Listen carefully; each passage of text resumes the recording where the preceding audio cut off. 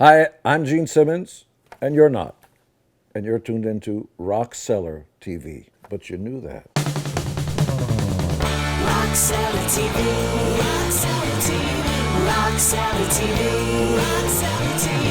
RockCellar TV, RockCellar TV. Both of these were hand drawn when we were nobody and just had big dreams on the streets of New York, and we launched a new band called Kiss. This one over here is done by the powerful and attractive Gene Simmons, and this one was done by the powerful and attractive Paul Stanley. So, since this was the beginning, before we actually got our start, when we had big dreams and wanted to put together the band we never saw on stage, I suppose this has more sentimental value than the other stuff. So, what was the first record you bought with your own money? The first album and single. Which artist was it? What was the song? What was the album? I remember buying a Chubby Checker, Twistin' Round the World. The twist was very, very big, and it was a very famous dance based around a Chubby Checker song called The Twist, which I later found out was originally recorded by Hank Ballard and the Midnighters, and sounds exactly like Chubby Checker. Chubby Checker took all his stuff from Hank Ballard, who originally recorded and wrote the song, but I didn't know that. And the twist became a phenomenon. Everybody twisted. There were twist contests. Jackie Kennedy was twisting. Everybody was twisting. And I used twisting as a social tool, and it was how, after school in junior high school, I'd get up on the dance floor, because they used to have dances after school, and I'd ask almost always the black chicks, because the white chicks just couldn't dance. They didn't have rhythm. I remember this one girl named Shirley. She and I would get on the dance floor, and everybody would go, whoa, that sound. That meant he's not shy about asking a girl to dance. And we'd twist, because I knew how. And in fact, I won the twist contest of PS 145, Snap. And so I became a Chubby Checker fan. And I bought a few of his records. Let's Twist Again, Twistin' Around the World. First single was Let's Twist Again, which turns out to be the only single that was ever number one twice in two separate years. Let's Twist Again was a hit in 1962, and then number one again in 1963. It was re-released. It was so big.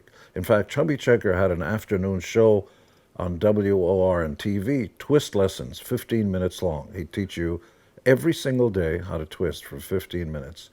It was just massive. But ironically enough, it wasn't Chubby Checker that opened my eyes and ears. When I first came to America, this was prior to the Beatles and the British invasion. The first music I heard were Chuck Berry, Little Richard, Fats Domino. They were called race records. And there was a station in New York that just didn't care about any of the stuff. So you'd hear Elvis, white and black R&B records in New York. Of course, today R&B doesn't mean anything to anybody, but in those days it meant black music predominantly, rhythm and blues. Well, let's jump into the box set, and we're going to go deep about the box set. When did the idea first come up to you? Because I know, having done interviews with you through the years, that it was something that it's been in the works a long time. Give us the whole backstory behind it. The backstory of the GeneSimmonsVault.com box set is that a sneak behind the curtain is when Kiss records are planned. Hey, we need a record out in the next 6 months or whatever it is. Paul would write very directly, linear, for the album. And I can't do that, or I haven't been able to do that. And so I'd go off on my own and just let it happen, and I would write all kinds of material. Most of it just didn't make sense on Kiss records, because my background came from British invasion, R&B, and stuff like that. And even though I loved Humble Pie and, the Stones and so on, that sort of material didn't naturally come to me, although I was riff-driven, Paul McCartney and especially Ron Wood in the Jeff Beck group. So I heard bass playing in my ears the way horn parts are played in songs, which is why my bass playing doesn't fit in rhythm and blues or even with other rock bands.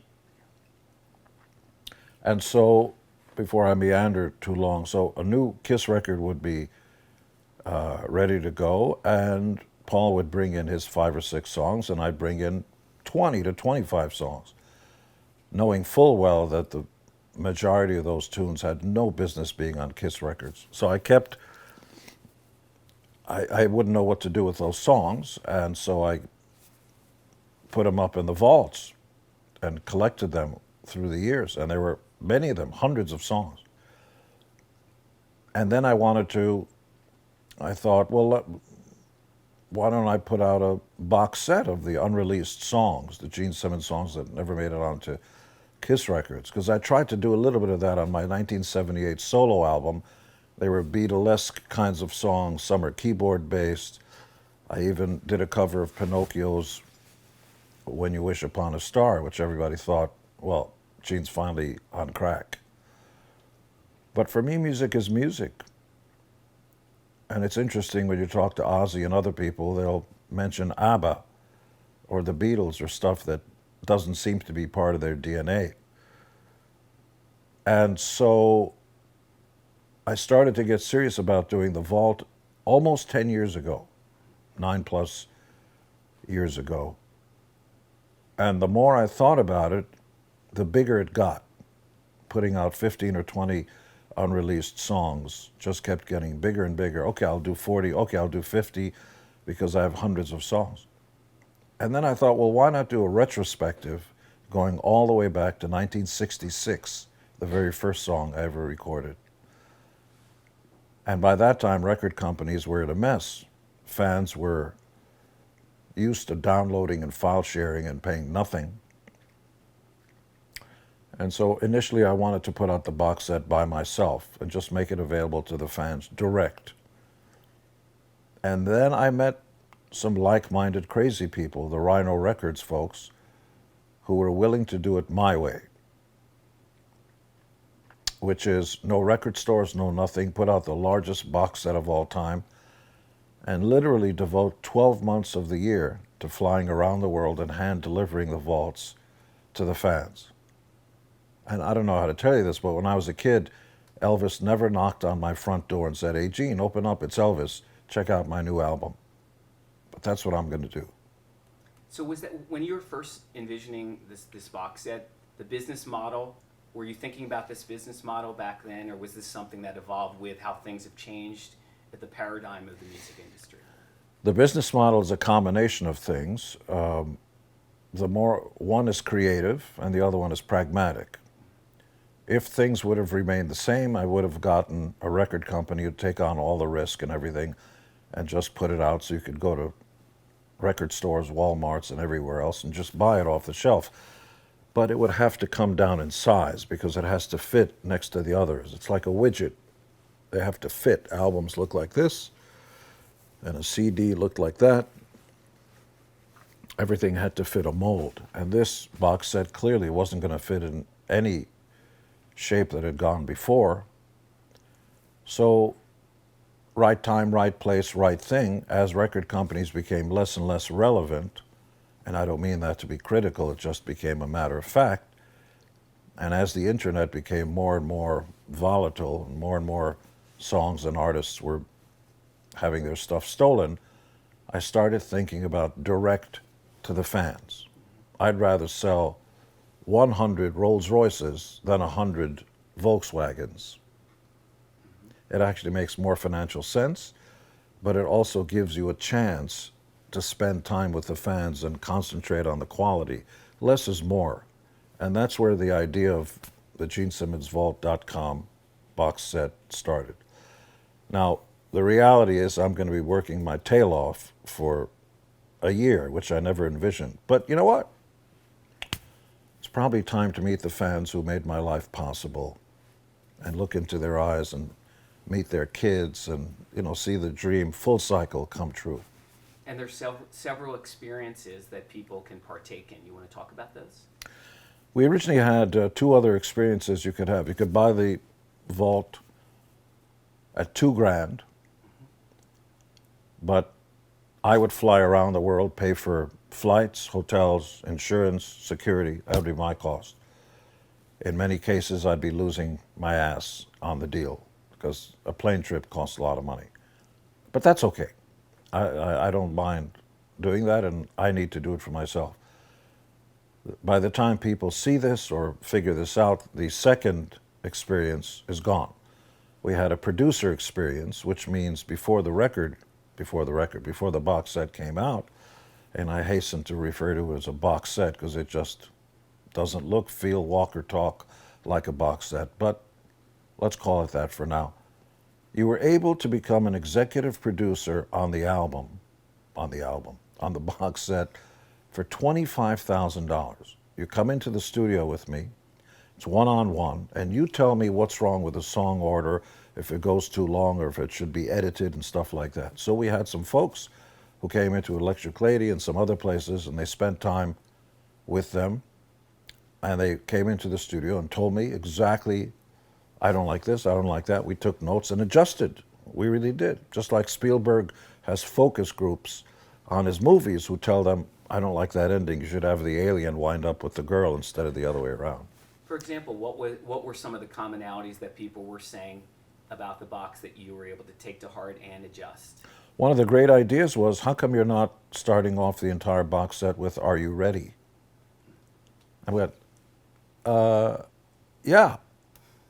Why didn't I think of that? And we changed the song order for that. The other thing was, I couldn't figure out whether or not the songs should be linear in terms of starting off with 1966 and going through a 50-year journey and finally winding up at the end with 2016, or whether or not there should be, that's one way, or you can mix them up like a deck of cards and have infinite number of variations. Another one would have been just do the Beatlesque melodic CDs, and then just do CDs with just harder guitar licks, do other CDs with just Kiss demos with Ace and Peter and, Paul and all that. And what wound up happening is a combination of that became a hybrid that invariably it was about the songs, and somehow they had to feel right as they moved along. And what that means is everything is emotional. Some movies begin with the end. The end you know exactly what happens, and then they flash back and you go to the beginning. Citizen Kane begins with the end after the guy's dead. What kind of a guy was he? Well, then you go back through time, which makes no sense except that it works. And then other things have flashbacks. It's linear, you start here, and then they keep going back in time. And, so there are no rules. It's all emotional. And honestly, if I didn't have my executive producer partners on it, I wouldn't have thought of it. You can't think all of it. So those are gone because the names of those executive producers are actually etched into the inside front door of the vault. That was what they got for staying with me. Nobody's ever done that. The focus groups are anonymous and nobody knows who they are. Not my people. Their names are on there. Was the concept always to be a vault, or did you have earlier concepts of what the CDs would be? There were earlier concepts. One was a Halliburton case, which was all silver and hardcore, and you couldn't even tell. It just looked like a big silver business case where you opened it up and just things like a pop-up book, things just kind of came from it. And it became so expensive, I couldn't do it. And then when I talked with the Rhino folks, I literally hand drew what I wanted it to be. I saw a safe on wheels with hard metal hardware and doors and secret compartments and a 10 CD box set, 150 songs and so on. And their contribution was, well, it's from your vault. How come you're not calling it the vault? And I go, yeah, you're right. That was their contribution. The rest, literally the design, the combination, the stuff, that was mine. But they actually said, why don't you just call it the vault? What's interesting is years ago you told me the idea for the title was Alter Ego, which is interesting because when you listen to the vault and having worked on it, there's such a kaleidoscope of musical styles and things like that. That's the thread. It's The original title of the box set when I first started thinking about it was going to be Monster. And then Paul heard that I was planning a box set and then thought, well, why don't we name a Kiss record Monster? This happens many times. I said, I'm going to write a song called Black Diamond about a black hooker, just like the Stones have Brown Sugar. You get it? Black Diamond, Brown Sugar. I wrote my own kind of Brown Sugar song called Black Diamond. He said, gee, that's a good idea. Next day he came in with a song called Black Diamond. Hey, what happened to my song?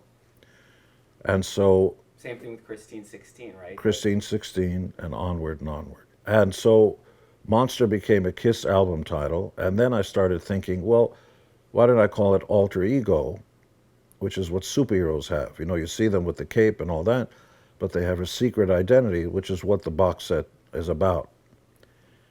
And then it dawned on me that the masses won't have a clue what alter ego means. It's not a phrase that people use often, unless you're a comic book geek like yours truly. And then eventually I didn't have a title for it for a while until it started to take shape. And Keith Valcourt, who was brought in by Rhino to work alongside me on the box set, actually said, well, why don't you call it The Vault?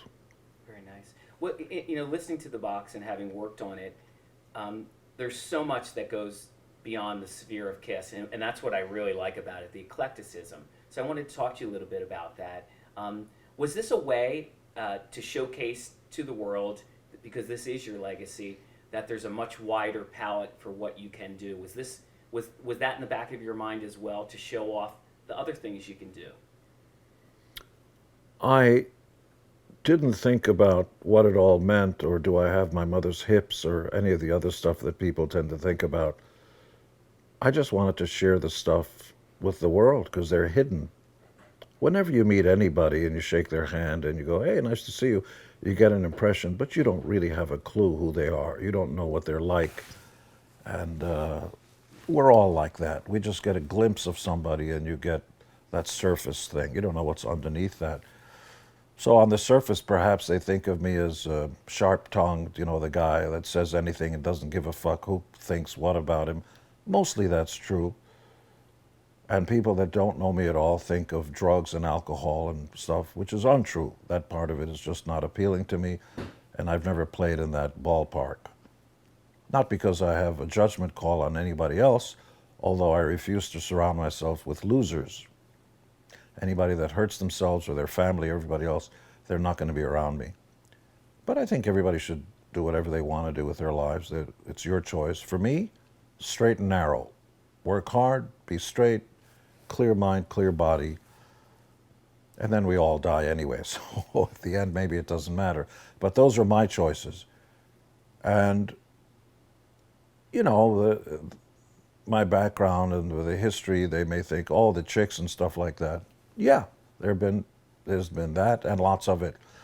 But I actually am a family man. Love my kids, love Shannon, eventually married her twice, and I'm going to marry her again.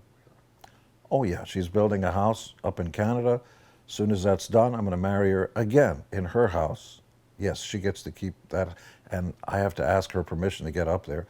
And I'll continue to marry her until I die. It's the only marriage I've ever had. I'll never get divorced. And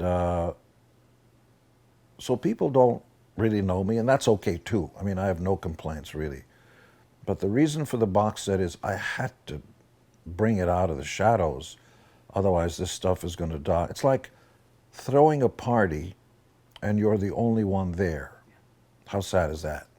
You want to be able to share your stuff with people, the people who like you and the people that hate you. Was it also knowing there's much less road ahead than behind you, that, you know, now's the time to do it? Well, I'm 68 now and I look really good. Still have hair on my head. It's quite a bit more on my back. Kiss continues to tour. We feel great. I feel strong. We're not quitting or playing any of that tug on your shirt sleeves routine. We'll continue to tour until it's no longer convincing. But I'm closer to the end than I was when I was 20. Let's call it for what it is. Do I think I'm going to die next year? Probably not. 75 or 80? perhaps 90, but that's around the corner. That could be, 8 years away, or 10 years. 10 years away is 78. So that's not so long. Better to do it now. The most boring and infuriating thing would be if I died today and then some record company uses the word posthumous. It's like, you don't know this, but here's some tunes he never released. Well, fuck, if you're going to throw a party, can I please come to my own party? I'm curious about the eclecticism in your writing, which you can hear on this box set. The pre-Kiss material is really fascinating to me because it's all over the place. But when you sit down to write, or through the years, is that eclecticism still coming out in what you're writing? Or are you still? Is it yeah. still what you're just coming? It's still what comes out. It's not always fitting the Kiss No. milieu. What comes out is what comes out. People don't know that I started playing guitar first. I never knew that McCartney actually was a guitar player first and then picked up a bass because they didn't have a bass player. And one of them had to do it, so he wound up doing it even though it was backwards, like, I don't mean backwards, left-handed bass. Sorry, left-handed bass instead of right-handed. And so it was a shock to me when I first started hearing the McCartney solo stuff, and he played everything, and engineered, and produced, and arranged, and sang all the parts, and played the keyboards and the solos. I was shocked. And then later on, I found out the solo on Taxman, that's not George Harrison, that's Paul McCartney. And the deeper you get, the more surprises you get. And when you think it's, it's Harrison on guitar, no, it's John Lennon on I Want You. And it's somebody else on this and somebody else on that. And so, likewise with the Stones, some of those basses are not Bill Wyman, they're Keith Richards. And on Hendrix records, that's Hendrix playing bass on a lot of the stuff. But they don't tug on your shirt sleeves and say, hey, did you know that? So on some of the Kiss records, that's me playing the riff on War Machine and Almost Human and some other stuff. And on other Kiss albums, I didn't play bass. That's Eric Carr, our drummer, playing bass on I Still Love You. It's not me. So people don't know that stuff, and you don't. It's too much for them to understand. But I can play keyboards enough to express the songs I write, and I wrote the War Machine riff on a little kid's synthesizer keyboard that only had one octave. Ba-da, ba-da, ba-da, ba-da, ba-da, ba-da, ba-da, which is why it's so awkward on a guitar and bass. You got to keep running around, but on a keyboard, it's right there. And so that was written on a synth keyboard, and Christine 16 was written on keyboards. And then... How about some songs that we don't know that people will soon discover when they get the box that were also written on keyboard? Was You're My Reason for Living written on keyboard? You're My Reason for Living was originally written on acoustic guitar, and the original demo doesn't even have a bass on it. That's me doing all the background parts and the harmonies and the solos and keyboards and all that. And I kept advancing it, and then eventually wound up on a synth kind of keyboard. And I always loved Marmalade's song, all my sorrow, sad tomorrow, take me back to my, what was it called? Pieces of My Life? Reflections of My of my life, Yeah. which doesn't appear in the song at all. It's just a title. But the way it builds in the verse, I always loved that keyboard figure. So I borrowed that keyboard figure, and wrote, I'm crying, I'm dying, deep inside I'm lying, every time I call your name. So those things came out very easily and very fast against those chords. And then I used the older chorus, You're My Reason for Living. What's really interesting about the box set, and I think people will discover, is the Frankenstein nature of your writing process, where you're pulling things from, you're continually working and whittling away like it's clay or whatever it is, or a project with wood, and you're moving things in like they're pieces and interchangeable at times. Talk a bit about that element of what you do and when that started and that continued as an evolution in your writing process. When I first started writing songs, nobody ever taught me how to do it. You just start. I learned a few chords: C, A minor, G, and F and G. So those first songs, just like a lot of the original rock songs, were written using those chords with different melodies. And then the more I read about the Beatles, especially, and about how McCartney would come in, or Lennon would come in, and the other one would say, "Well, I don't like that. How about putting this in? A Day in the Life as an example, where you'd have, woke up, get out of bed." That's a totally different song that McCartney started working on that was put together with A Day in the Life, and somehow they made it all work. Or somebody might stick in a middle eight, which is like a bridge or a different chorus. Somebody would have a chorus, somebody would have a verse. And when I was writing by myself, I never thought much about anything. It was very linear. And then I started move. Gee, I like this chorus, but the rest of the verse doesn't do anything for me. And then when I met Paul, we started doing that, the thing that the Beatles were doing. I'd come in with a verse, a song called Drive Me Wild, which was inspired by Stephen King's Christine, the car that had a soul as a female, twin orbs in the night, just female stuff. You drive me wild, I'll drive you crazy. Still talking about a car as a sexual sort of fantasy. And then Paul added rock and roll all night on top of that. You drive us wild, we'll drive you crazy, as a relationship between the fans and the band. And then Paul put the icing on the cake. Frankenstein songwriting. I later found out that many writers do that when they write with other people. Hey, I've got a verse. And when I sat down and wrote with Dylan, I had a piece of something I was working on, and hey, that's got a good feel. That was my Dylan. And he would take that and develop that a little more, and you just toss the ball back and forth, and you get something. But there are bits and pieces, sometimes of other things that didn't quite work out, but hey, that piece is pretty good.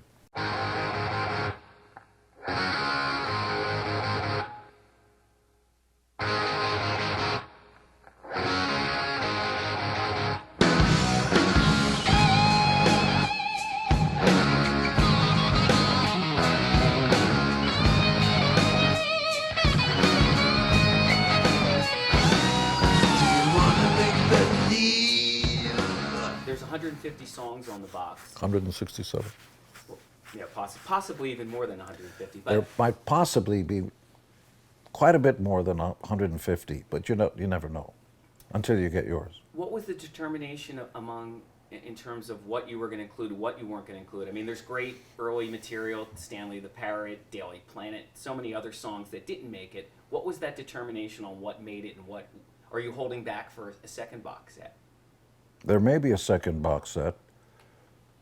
There is quite a bit more. And some of the stuff people are just going to go, what? That's not you. It's not that I was trying to be anybody different. It's just that you have to buckle your knees to the demands of the song. The song tells you what the rules are. So it's tough to do. I mean, it's possible, but it would be tough to do Yesterday if Led Zeppelin did it as a guitar bass band. Actually, that would be interesting. Boom, boom, ga, boom, boom, boom, boom, ga. Yesterday, I mean, it could be a totally different song. But McCartney brings in Yesterday, and George Martin says, well, wait a minute. The song demands something, and maybe you don't need drums and everything else because it'll take away from the fragile nature of the song. So let's put guitars aside and let's see if a string quartet can do it. So the song becomes more important. And in terms of the development of songs, as we all know by now, Yesterday was originally Scrambled Eggs. She's got some pretty legs, or whatever that rhyme was. So the song dictated that, it just said it's got to develop more. Otherwise, it'll be a child's thing. So the song itself dictated how it was being treated. So in terms of certain songs that you left off, like I brought up Stanley the Parrot as an example, which I think is a really interesting schizophrenic type of sounding song, which has antecedents later in a Kiss song, but why would something like that be kept off? What was the determination? Stanley the Parrot was when I was writing linear, but it still had bits and pieces from other songs. I'd written a song called Simple Type, which used an A flat or G sharp, and then back to the A. Bam, ba-dum, da-dun, dun, dun. It's the same kind of melody chordal pattern as Jaws. Da-dun, dun, dun, dun, dun, dun. And Lennon used it on Across the Universe, melodically.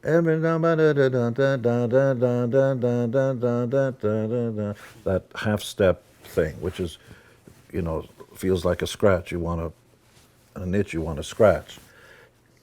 And so I had a song called Simple Type that Wicked Lester recorded, and I didn't quite think I hit it on the head with that, so I reused that half-step thing on Stanley the Parrot for a verse. And then when Paul heard the song and we got together in a new band called Wicked Lester, he started working on it. And then when Kiss started working and the rest of the other Wicked Lester guys were let go, Paul took my chords from Stanley the Parrot, and Strutter was born using my chords. So the Frankenstein nature of stuff. So what was originally Simple Type became Stanley the Parrot, became Strutter. And you also used elements of Simple Type for a later Kiss song, Charisma, right? That's also true. You can use elements. Yeah, I mean, there are only 8 notes in music, in Western music, which is shocking with how many millions and millions of variations there are. Imagining people that get this box set listening to it, what are those what moments you said? What do you think will be some of the songs where they're going to say, what? What is that? I think when they hear the original version of I Dream a Thousand Dreams, they're not going to know what to make of it. Again, McCartney, what I remember reading that he woke up singing the melody to Yesterday and thought it was some other song that had been written before, and it hadn't. And I literally woke up, I remember it was in this house many years ago, and it was the only time it's ever happened to me. So the lyric and the melody, I dream a thousand dreams, I cry a million tears for you. If you just give me a smile, I could die and be happy too. In the middle of my night, I'm going, gee, what the hell am I singing? What is that, the Platters? What melody is that? Who is that? And I went downstairs immediately and had one of those cassette recorders, immediately start, I dream a thousand, I'd walk, I cry a million tears for you. Who is this? And I did a search. Nobody had ever written that song, and I was just stunned. And so I wrote the song melodically and lyrically before I knew what the chords were. In fact, I went to a keyboard player and said, I want to do a demo of this and have a chick sing it like a Patsy Cline song with slide, with kind of pedal steel guitar and all that. And so to this day, I'm not sure what the chords are because I wrote the melody and the lyric. It's my song completely, but the arrangement, the chords underneath it, were applied to the melody and lyric that I wrote. To this day, I don't know what the chords are. Well, as a songwriter, when you write without an instrument, doesn't that sometimes stretch beyond the boundaries of what you could do, and perhaps even widen that palette? Well, that's exactly the right point, that all of us write songs. Everybody goes into the shower and starts humming something, or if you're going for a long walk, you start humming and, oh, I can't believe I did that. And people sing song ideas. Oh my God, here comes a big dog. I think I'm going to get my head chopped off. Da da da da da da da da da da da da da. That's a melody. You're writing your own song, and you've got it. I'm going to get my head chopped off. Da da da da da da. That's a melody and a lyric. Everybody writes songs. The difference between what I do and what everybody else does, many people don't do, is I actually write it down and then see, out of 100 ideas, you might get 1 or 2 that might be good, and they'll have to keep developing. So there are no limitations when you're thinking. You don't think, okay, I got to, I'm going to do, it's got to be a bass, got to have a lick, it's got to do this and got to do that. which is why you have to tip your hat to a band like AC/DC that does exactly the same thing every time, song for song, album to album. I can't do that. Yeah, and does it well too. Does it great, probably better than anybody for that thing. You know, listening to the box again is a great story of of your evolution as a songwriter. And I'm curious, when do you feel that you really hit on your own voice as a songwriter in terms of really saying, yeah, now I really feel I have a grasp of how to do this? There are a few songs that, I mean, my perspective is warped anyway because I have fans coming up to me all the time and telling me how the most obscure song on The Elder is their favorite song of all time by anybody. You know, there's no rhyme or reason to why something connects with somebody. But as a songwriter, and I don't often use that term because I don't really care how people think of me. They think, oh, the guy that sticks his tongue out. That's okay. If that's the only thing you've got for me, I'll take it. All the other stuff I do in business thing and all the other creative and artistic and all that, I don't care if anybody gets it or not.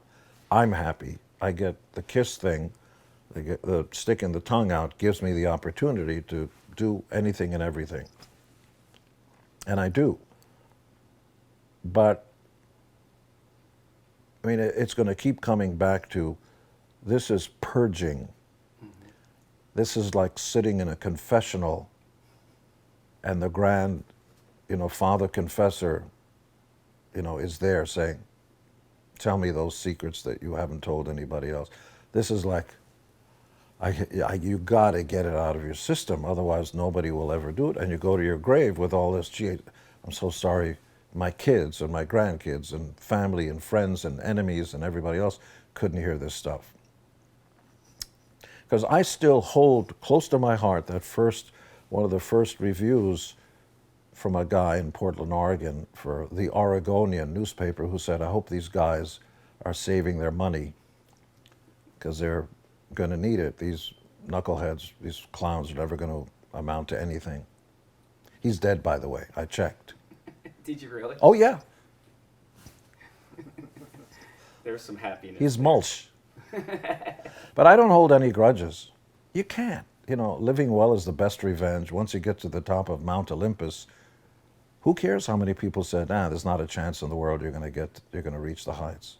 Everybody's going to have something to say about it, and you may as well not worry about it. Just run your race, look straight forward, and stop looking over your shoulder. They're behind you. Just keep running your race. Not everybody likes Jesus either. In terms of collating this material and having this material through the years, are there some tracks that were lost? Are there some demos that were lost? Or were they in some form that are no longer retrievable? There are a few songs that I haven't been able to find because they were recorded before cassettes were around, so they were reel to reel. Cassettes didn't come into vogue or in use until about early 70s, I would say. And I'd been writing songs 2 years after I saw the Beatles on the Ed Sullivan Show. So I started in '66. There were other songs I recorded, and... You recall any of the names of the songs? Well, you mentioned some of them, Daily Planet and About Her, and there's about 25 other songs that I recorded with Brooke Ostrander. Put On Your Slippers, Lady Fen, and what time is the time for me to say the time is now, finding it hard to come up to you, and if and when you will be mine, can't find the time. I wanted to write a song. I remember thinking, I'm looking through you, where did you go? So many wonderful melodies with such simple chords. So I started strumming those chords and coming up with my own melodies. And you wrote a song about your mother, which was a very interesting My mother, and of course I couldn't speak English well that way, and when you look back on it now, you go, the hell kind of lyric is that? Well, you got a preoccupation with your mom, but I was trying to, say how wonderful she was, but because I spoke broken English at that point, it comes off weird. I remember the melody. My mother is the most beautiful woman in the world. Now here's a son talking about, and she works all day and all night. You know, just like my mom is amazing. But of course, those words sound foreign because I'm a foreigner. One of the most fascinating elements of the book. One of the first melodies I ever wrote,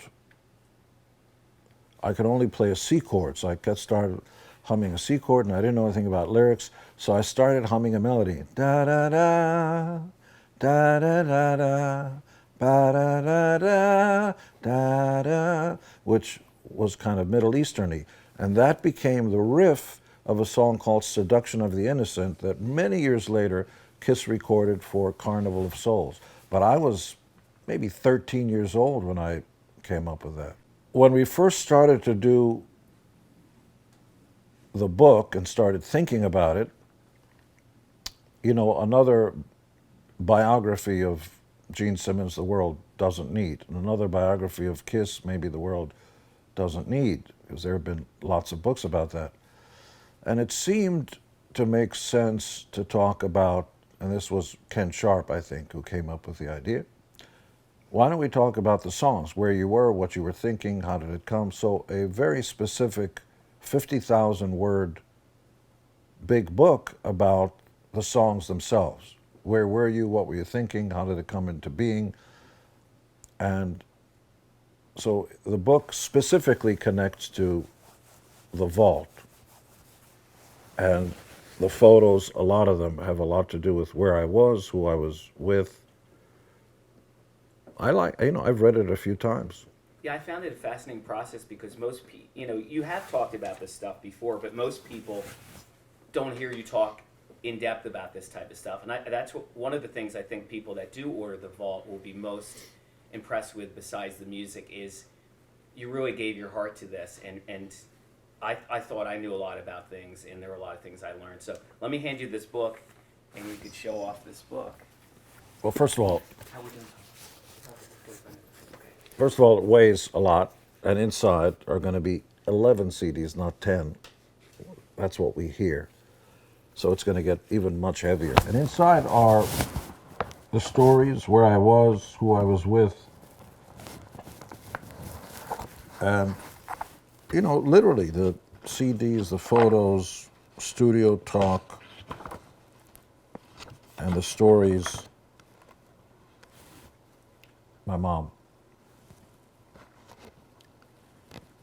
And some of the original artwork I did when I was around, 13, 14. It is kind of weird, because there's a Dead lyric. I'm not necessarily a fan, but what a strange journey it's been, something like that. Trip. What a strange trip it's been. For me, from my perspective, coming from Israel and not speaking a word of English and getting to do all this fun stuff, wow. Are you kidding? What was it like when you first saw the vault? You first saw the... I came from there. Yeah, that's right. Haifa? Yeah. That wasn't our car. That was a setup for a photo. Kid after kid would sit in that car. We were poor as dirt. Go on. What was the experience like emotionally for you when that box set showed up? I don't know if Keith brought it by when you finally got the vault, the book, it was all together, and you said, "Wow, I did it." That's a legacy to look at. When we first sat down and talked with the Rhino folks about it, I tried to get them to understand that I wanted to have a personal relationship with the fans. No stores, no cloud, no popcorn stuff, popcorn fart stuff where you can't touch it and feel it. I want to have something that is real, not fantasy. And the thing I kept going back to is the word wow. Literally, I'm not making this up. I said, as soon as somebody hears about it or sees it or touches it or feels, they've got to say, wow, so that you're, as they say, bereft. You just don't know how else to say it, because it's like unlike anything anybody's ever seen. So I wanted to have that wow thing. And fans have seen it. We brought the one prototype of the Kiss vault on the Kiss cruise. As soon as the fans came up to him, you just hear it. Wow, wow, wow, wow. You'd hear the fans do that. And that's when you know you've got it. Instead of, oh, that's interesting. You don't want that. Did you say wow when it finally came? Oh, yeah, I was awed. And it says a lot about Keith Valcourt and the Rhino folks and all the torture they had to go through, all the different versions and the updates and the how many vault companies, safe companies. We had the Fort Knox people who make Fort Knox safes and vaults come up here. And then one thing was going to be all metal, but then it would be a fortune to ship. And then the other thing was made out of just like paper mache, and we didn't want that because it would, die in shipping. So all this, people don't see anything. All they just see is, oh, that's a beautiful house. They have no idea what it took to actually get it built and defy gravity and withstand earthquakes. So we wanted to do that. One of the fascinating recordings on the box are the tracks you did with Dylan, as well as the conversation. I wanted you to talk about maybe the first time you became aware of his music, the first time you met him, and the fact that you had the balls to actually call up and try to write with Dylan, and it happened. I've been fearless and maybe delusional in that way. Ever since I came to America, I've found that more often than not I succeeded by just throwing caution to the wind and just trying. Because when you really think about it, whether you're asking that pretty girl down the street to the school dance or whether you're looking for a job, there are only two variations of an answer, yes and no. You can use a lot of fancy words. You very appreciate you coming in. It's either going to be yes or no. So you got 50% chance. Why not just try it? All they can say is no, and then you try again. What doesn't kill you doesn't, makes you stronger and all that. I didn't come up with that. So I always wanted to write a song with Bob Dylan. So I picked up the phone, found out who the manager was. Hi, it's Gene Simmons. Oh, yeah, how are you, Gene? Yeah, can I speak with Bob? Why do you want to speak with Bob? I want to write a song with him. He goes, well, everybody wants to write a song. Yeah, okay, but can I write a song with Bob Dylan? And sure enough, within 2 days, Bob Dylan came into an unmarked white van and came up to my house, this property, when it was an older house, because I had this rebuilt. He comes out of the unmarked van with an acoustic guitar and says, hey, how you doing? And we became fast friends, like we'd known each other for years. And the actual recording, the actual songwriting process, I recorded the whole thing. And what the fans are going to hear is maybe 10 minutes of something that lasted 6-7 hours. And you actually hear us coming up with the changes and the chords and just talking philosophy and our lives. Now, you're a fearless person, but when you heard Dylan was on its way, was there some trepidation? Were there some nerves? Be honest. Oh, I was scared to death. But I'm scared to death of everything all the time. And then you have to wipe your ass and get up on your hind legs, arch your back, and do it anyway. I'm scared of heights, but I fly through the air every time we do a show. Who the hell wants to spit fire? I don't want to do it. I'm scared. You might get burned. Just shut up and do it. So there's 3 tracks on The Vault that feature your work with Bob. Talk about that.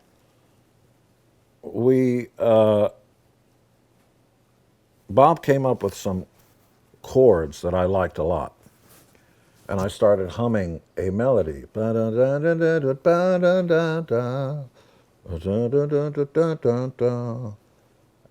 you hear that on the riffing back and forth. Yeah, that's good, that's good. And we started moving around and just outlined a few variations of that. And then it was time for Bob to go. So over the years, I tried to get him to write the lyrics. Bob, the reason I wanted to write with you is that you're the preeminent lyricist, certainly of the 20th century. The poet of them all. No, Mr. Kiss, you write it. To this day, he calls me Mr. Kiss.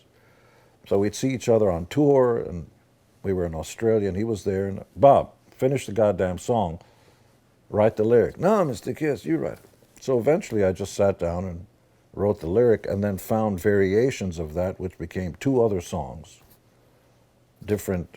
One is called Na Na Na Na, because I couldn't come up with a chorus lyric. and Waiting for the Morning Light, and Everybody Needs Somebody. Everybody Wants Somebody was another variation. And they all are non-Kiss sounding. One is heavily keyboard based.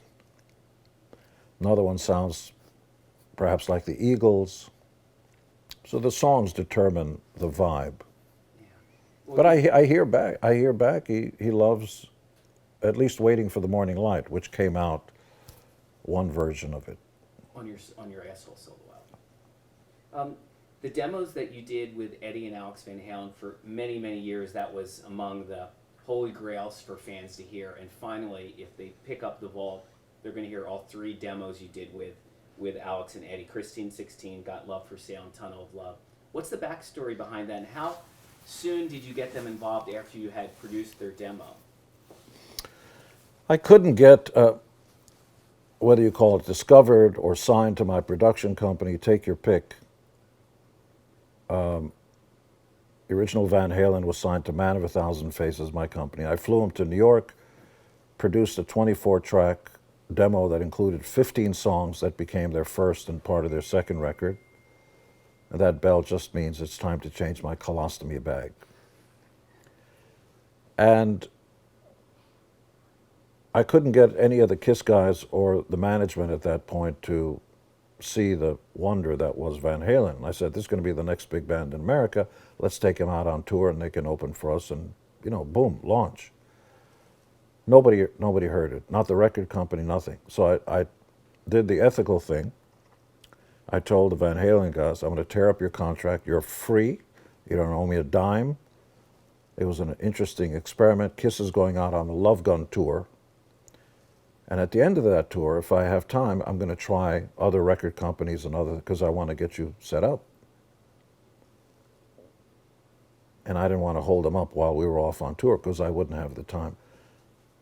They got a deal right away at Warner Brothers. Ted Templeman produced it, and boom, their first single.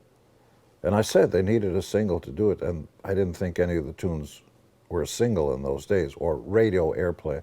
And sure enough, the Warner's guys, especially Ted Templeman, had them do a version of You Really Got Me, the Kinks song, and boom, the band launched fast. They opened for Sabbath, and that was the last time I think they opened for anybody. So when we came back off of the Love Gun tour, I think, but about 78, we stopped off in Los Angeles, and I had written a few new songs. One was Christine 16, Tunnel of Love, and Got Love for Sale. It would have had to be before that because they appeared on Love Gun, those songs. Well, actually, Tunnel of Love was on your solo album, but the other two, Got Love for Sale and Christine 16 are on Love Gun. Maybe it was 77. Yeah, it's probably that. Might have been 77. Okay. Came back to Los Angeles, stopped off, and remember calling the Van Halen brothers, early evening, and by 1 o'clock in the morning, we're in a studio, power trio, and record. It just flew right through those three songs. And it was in Los Angeles. It might have been a Cherokee studio, something like that. So I played guitar and bass on 2 of the tracks, plus all the background vocals, and then Eddie and Alex played lead guitar and drums, respectively. But Eddie wound up playing the guitar, the chords of Got Love for Sale, because he played along with the way I did it, but I liked the way he approached it, much more aggressive, of course. And originally that song was called Have Love Will Travel, based on an old Western I saw, Have Gun Will Travel. And that is the chorus. Have love will travel. I got love for sale. And so who knows why I decided to call it Got Love for Sale. And Christine 16, there was something that Eddie did on that track that later was adopted by Ace, right? When Edward, as he likes to be called. When Edward heard the track, he goes, "Yeah, I got it. Let's just do the solo." I said, "Don't you want to work something out?" No, I have an idea. So literally in one take, he did that solo, bow, down, down, down. Then he said, "Roll it again," and he doubled certain parts and stuck on a harmony, and boom, it was done in a half hour. And I was so awed by it that I gave my only begotten son. Sorry, that's another story. That's already in the New Testament. Sorry, I can't use that one. That's See, the next book. see what I did there? Yeah. The Bible according to Gene. And the solo was so good, when Kiss finally recorded Christine 16, I forced Ace Frehley, our guitar player, to copy the solo note for note. Ace hated it. He did not want to do that solo. It's not his style. Bow, bow, bow, bow, bow, bow, da, da, da, da. Didn't, he didn't think it sounded like Ace. He wanted to do more blues-based stuff because Eddie's solo wasn't blues. Ba da da da da da da da, the harmony. And it was actually very melodic. But Ace did it, and that thing became a radio staple for quite a while. We still do it every once in a while. I want to have you set up a few songs on the box, just a brief backstory, because I know the full backstory will be in the book. And I want to specifically talk about some of your more Beatle-ish type of songs, which I think are really interesting. The first is Eskimo Sun, which is my favorite song on the ball.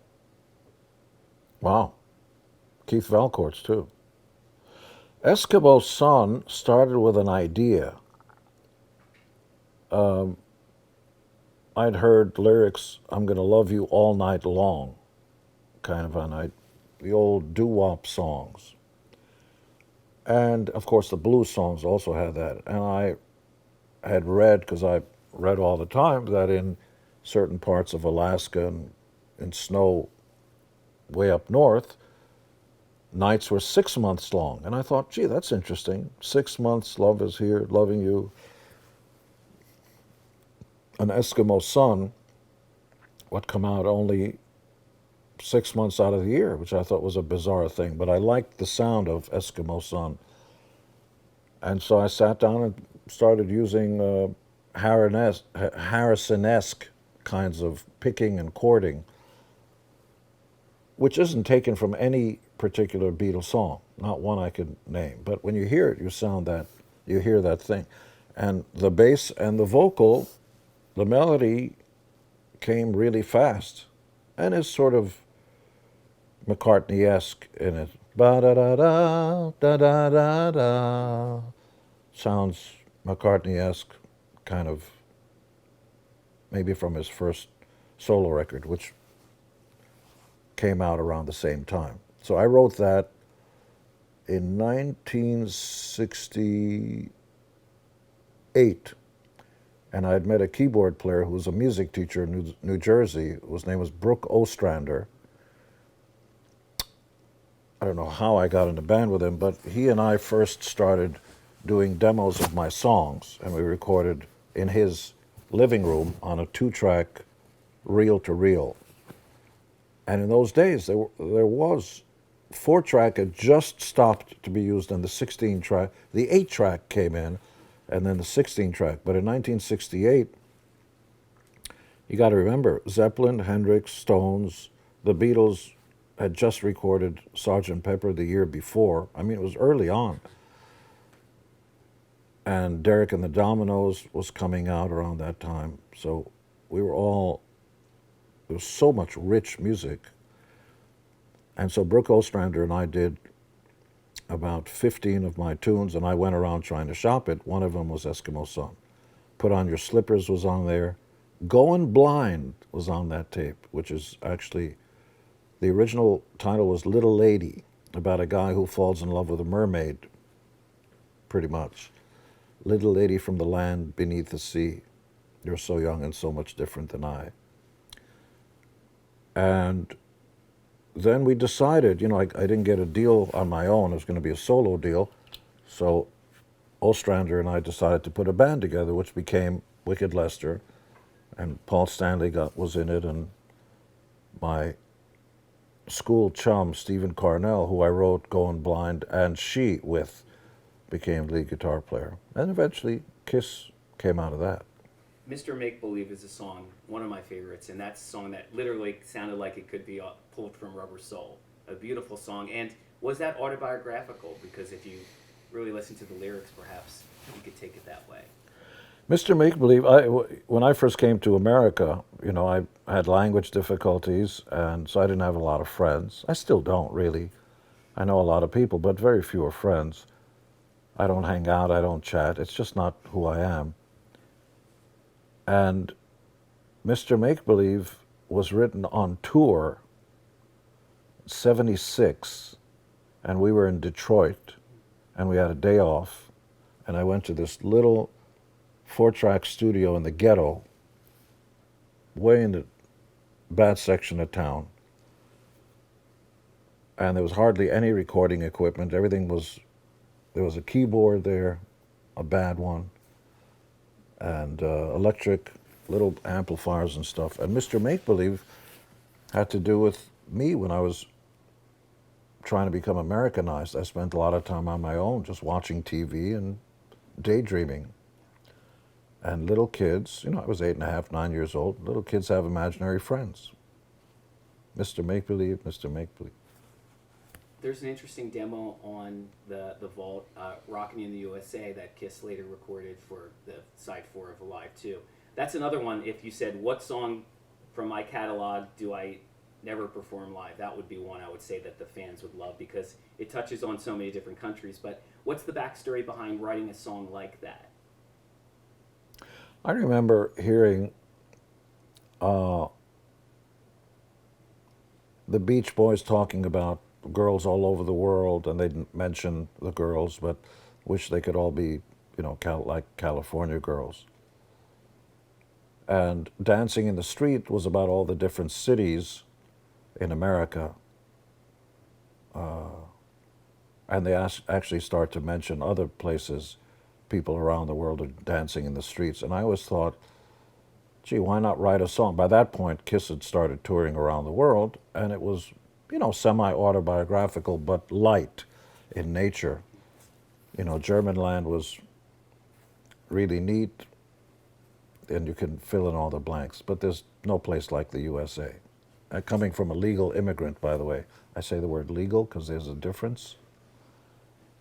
And to me, America is just, the land of opportunity, the land of plenty, and still can't get over how amazing America is. So I wanted to write a song. Denmark was great, but I just can't wait to, rockin' in the USA. The place, by the way, that invented rock in the first place. And the chords are just 1-4-5 chords, and then I stuck in Andrew's Sisters harmonies. That's all me, playing drums, guitar, everything, backgrounds. Very interesting. I tried to copy Ken Sharp in his demos. There you go, high voice. See You Tonight is one that you obviously have felt an affinity for. Recorded it on your solo album. Kiss performs that a lot of times in the Unplugged shows before. It was actually in Unplugged as well, the TV performance. But when was that song written, and what's the backstory behind See You Tonight? I heard Beatles 4, early Beatle record. Beatles 6. Beatles 6. Beatles 6, an early Beatle record, and was so fast. Of course, Rubber Soul all made it come home, but you hear the acoustic guitar being the backbone of the songwriting, and lots of D's and G's and A minors, and the melodies would soar above those with harmonies and everything. I literally started strumming A minor, before My Sweet Lord, and going right to A minor to E minor to A minor, which is My Sweet Lord, and then to D. But it's also He's So Fine by the Chiffons, and that's why Harrison had to pay them a lot of money.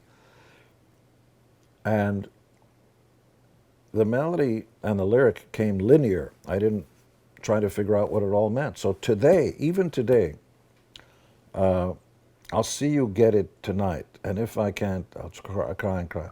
You won't see me without it, and I'll see you tonight. I still don't know what it is, and all the fans go, what's it? What are you talking about? I go, I don't know, I just want to see the chick. I'll see you tonight. but I couldn't think of a word that fit. So it was a placeholder like Susudio. Best I left. know it's around.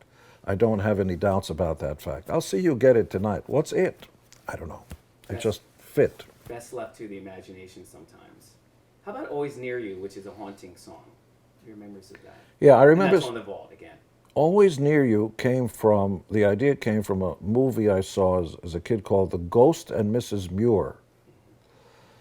And this woman has a heartbreak, a breakup of her relationship, and she goes to a seaside, you know, like in Maine, and there's storms and everything, and there's a not a firelight, but a lighthouse. And she keeps hearing that the place is haunted, and she settles in there with her broken heart, and she meets the ghost of a captain that died there, and they fall in love. The Ghost and Mrs. Muir, and he cures her, and she, you know, she understands you're alive and live on. And one of the lines in the movie is, as she's leaving, you know, I'm always near you. And I thought, just like Nothing to Lose, the title came from Frankie Ford's Sea Cruise. Always, you got nothing to lose. On a sea cruise. Thought you got nothing to lose. Yeah, great. I'm going to write a song about ass fucking. That makes a lot of sense, which is what Nothing to Lose is about. Because when I first heard Backdoor Man, I didn't know what he was singing. Let me be your backdoor man. I didn't know what that was. I go, no, really? So I thought about the back door. That's how that went into Nothing to Lose. Just a couple more vault questions and we're done. The last song. By the way, the riff for Nothing to Lose was taken from a song that's not in this box set called The Moon is a Harsh Mistress, that was based on a title of a science fiction novel by Lester Del Rey. I so fell in love with that title that I gave my only begotten, oh, sorry, I did it again. The Moon is a Harsh Mistress. I went, wow, that's cool. So if you give me the guitar, I'll show you where Nothing to Lose came from.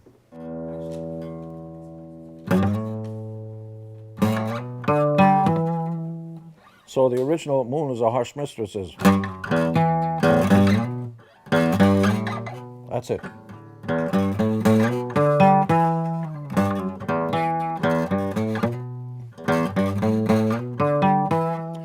And this is all,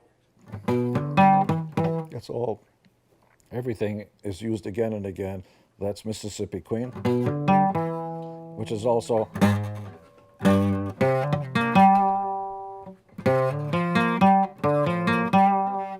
it's also Born Under a Bad Sign. So there are only those 8 notes, and how you use them and how you reuse them. Finding it hard to come up to you, and if and when you will be mine, can't find the time.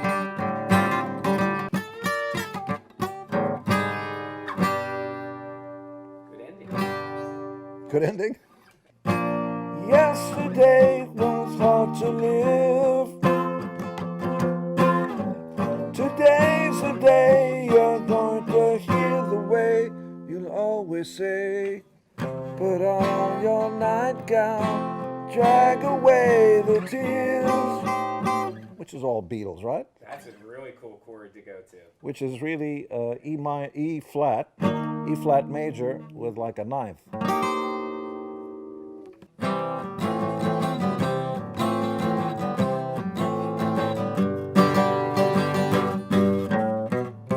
My uncle is a raft, and he always keeps me floating. He is so good to me. I mean, it's just 3-4 chords. 1966, the oldest song, was almost 2 years after I saw the Beatles on the Ed Sullivan Show, and I learned this chord. C, which I still don't play well, because I've got fat fingers, so you don't hear.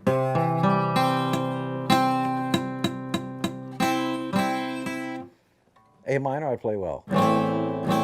G, I played great. But I learned how to play it this way instead of this. I like this. Oh, that could be a song. That's nice. I like that. So I learned C. And then I learned. And I didn't know how to play the other chords and everything. So na na na na. Na na na na, which became Seduction of the Innocent. So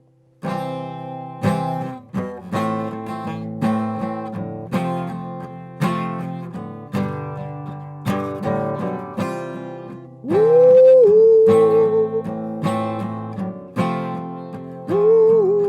1,000 songs. My darling, I love you. Yes, I do. I know I scared the shit out of you by talking in this low voice. And then Mein Cold Raft came from that. He is so good to me. He treats me tenderly. It doesn't matter who you are. So you doing this for us is something that perhaps will be a part of the experiences when you go to bring these vaults to these fans. There may be a little bit of you That's playing right. some of these songs. That's right. I'll be playing tunes, showing people where they come from, and it goes.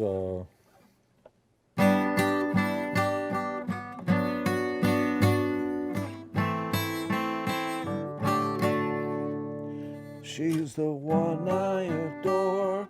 She can drink more than all other girls in Spain. She's not like the rest, she's one of the best, and I can attest to that any day.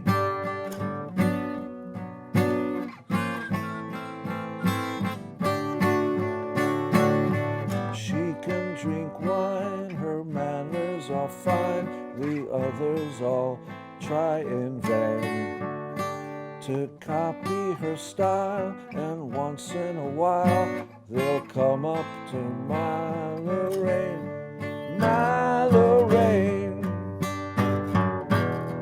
my Lorraine, my Lorraine, my Lorraine.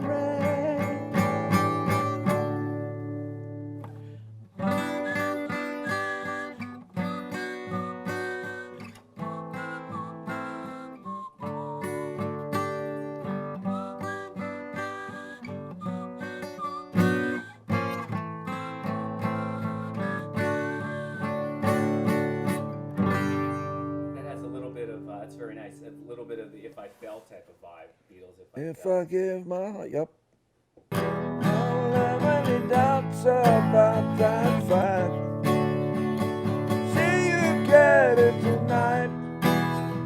And if I can't, I'll cry and cry. You won't see me without it, and I'll see you tonight.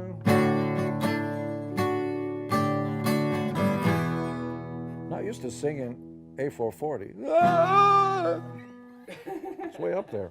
The G? No, this is the original Mr. Make Okay. Believe. Sometimes you're feeling it's not too late. It's not too late. Oh no. When you're alone, who is your friend? Do you know my name? Hello, hello. I'm right here again. Dream with me, dream with me. Won't you pretend? Oh, Mr. Make Believe, Mr. Make Believe.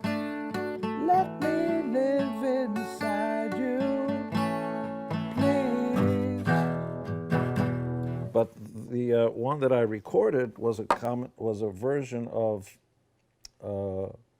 One More Chance, which was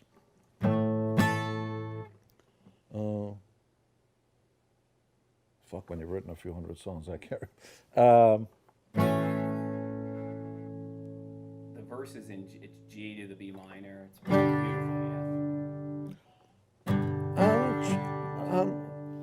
I'm trying hard to please you. Won't you believe me if I tell you, baby, won't you try just one more chance tonight? Baby, won't you try just one more chance tonight?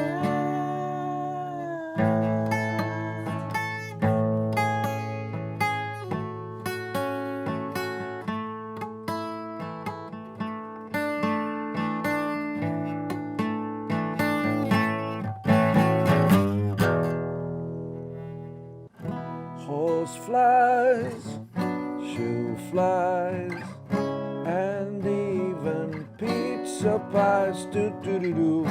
Living, dying, it's all part of our life.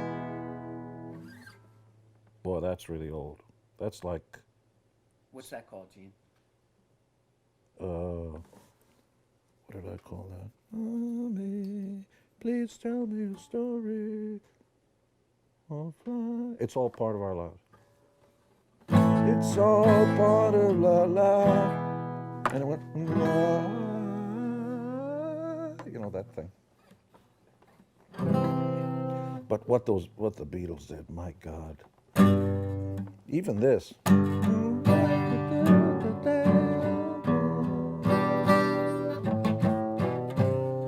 get so fucking jealous.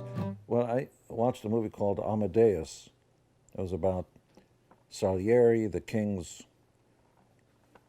writer of symphonies and all that, and he'd met this little putz, this little Mozart, who would just sit down and just genius would come out and wrote linear, just go and just would write it and go, how the fuck can you do that? He would be so tortured by it that he finally went insane because he couldn't understand why this little putz could write these astonishing 3-minute piano concertos flawlessly, and he would slave away for a year to come up with grade B stuff. And he finally went insane. Yeah, every once in a while you see somebody who just comes up with the stuff. And when I see the Beatles, every time I go, how the fuck do you do that? This boy, fucking genius. How about this one?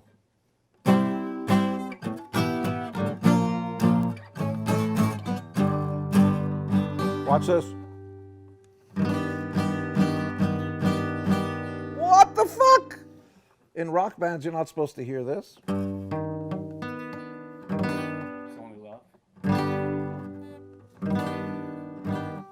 Who knew that? Or just, she loves you, yeah, yeah, yeah. That note. Rock Cellar TV, Rock Cellar TV, Rock Cellar TV, Rock Cellar TV, Rock Cellar TV, Rock Cellar TV. Okay, kids, you want to know where, how? Go to GeneSimmonsVault.com. GeneSimmonsVault.com. When I was a kid, I used to buy Cracker Jacks. I don't know if they're popular still, but it was all the rage when I was a kid. You got caramel-covered popcorn and peanuts and all that, and it was okay, you know. But the reason we bought it is because in each Cracker Jacks box, you got a surprise. Could be washable tattoos that you put on with water and that would last a day or two. Or it could be a little plastic thingamajig or an alien or something. And you never knew what surprise you got. So we wanted to copy that idea because it was so exciting. Couldn't wait to open up the box, not even eat the popcorn and all that, and just get right to the prize. And we wanted to do that with a box set, which is why the vault has individualized gifts from my collection, and no two vaults are the same. So when you open your vault, You never know what's going to be in the secret compartment. And these items were purloined from various places. The items came from my collection in one of our warehouses where I collect everything. I throw nothing away. So they could be leather gloves or lyrics or literally cassettes of mine, one of a kind that you can't, handwritten with original versions of It's My Life or something. I know that you and Keith went through the vault, at the warehouse for quite a while looking for things. What were the biggest surprises that you found actually to be included with the vault? Well, every time Keith reached into one of the back shelves, because there are lots of them, you know, he'd come out, every single one of them. Wow, I haven't seen that in 25 years. What's that? Oh, it's a scarf he used. That's a collectible from the 1980 Australian tour. And Keith would say, yeah, I'm going to put that in there. Wait a minute, I think I only have one. Yeah, but anyway, let's put that in there. So it's a lot of stuff that I'll never have again, that somebody's going to have. Rock Cellar TV. Rock Cellar TV. Rock Cellar TV. Rock Cellar TV. Rock Cellar TV. Rock Cellar TV. Okay, kids, you want to know where, how? Go to GeneSimmonsVault.com. GeneSimmonsVault.com.